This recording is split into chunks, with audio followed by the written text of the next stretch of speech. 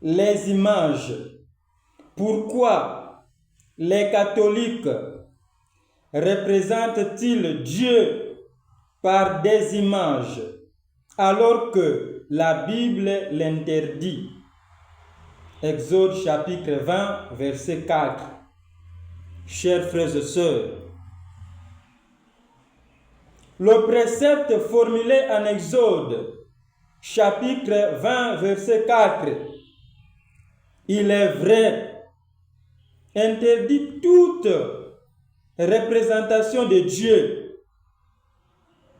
Et c'est le livre de Deutéronome qui nous donne la raison de cette interdiction quand il dit: prenez bien garde à vous-même, puisque vous n'avez vu aucune forme le jour où Yahweh à l'Horeb vous a parlé du milieu du feu. N'allez pas vous pervertir et vous faire une image représentant quoi que ce soit.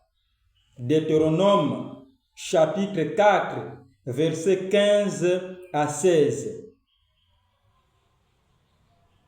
Il est donc impossible de représenter le Dieu de l'Ancien Testament.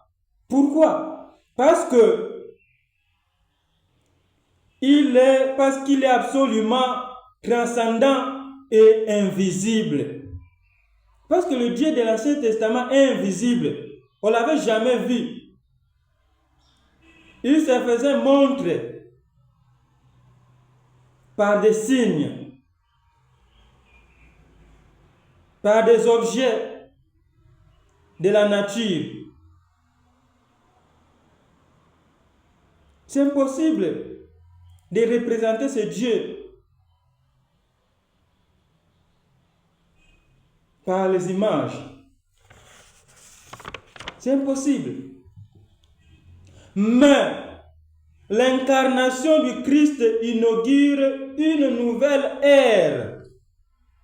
Il est vrai que l'homme ne pouvait pas représenter le Dieu invisible, bien sûr, de l'Ancien Testament. Mais maintenant que, par l'incarnation du Christ, Dieu s'est fait voir et a vécu avec les hommes, on a vu Dieu, Jésus-Christ, avec les hommes, manger, pleurer. On l'a touché.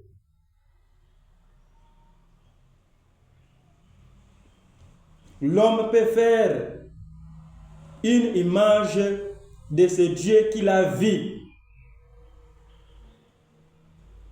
L'homme peut faire l'image de ce qu'il a vu de Dieu.